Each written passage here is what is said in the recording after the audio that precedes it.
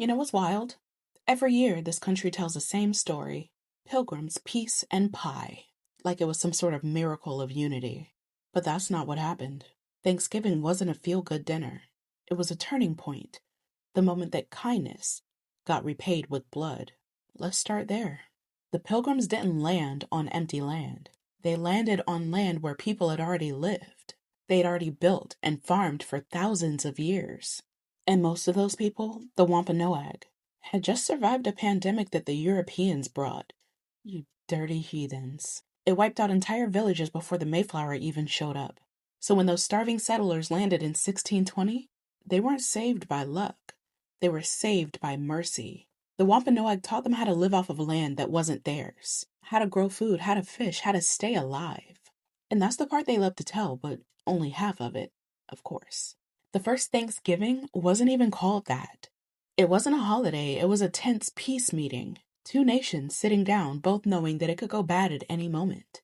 And for a while, it held until the settlers wanted more. Greedy bastards. More land, more control. Then came the broken treaties, the stolen crops, the forced conversions. By 1637, English colonists had killed over 700 Pequot men, women, and children, burnt them alive, and then held their first day of official Thanksgiving to celebrate the massacre. That's the part the textbooks leave out. That's what they dressed up in paper hats and called gratitude. The Thanksgiving that we know now, that didn't come until 200 years later, during the Civil War. Abraham Lincoln needed something to pull the country together, so he made Thanksgiving a national holiday in 1863. He wasn't honoring peace, he was manufacturing nostalgia, a story to distract a broken nation from how violent it had always been. And over time, that story became comfort, because it's easier to celebrate a myth than face a massacre. It's easier to say we were all friends than admit what this country did to survive. That's how America rewrites pain, with parades and prayers. For Native people, Thanksgiving is not a celebration. It's mourning. It's about loss, survival, and the refusal to disappear.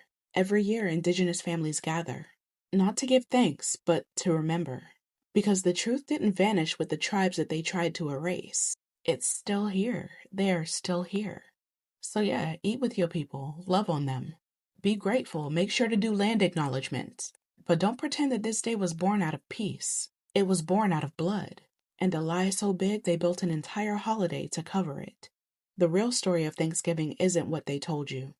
It's what they didn't want you to know.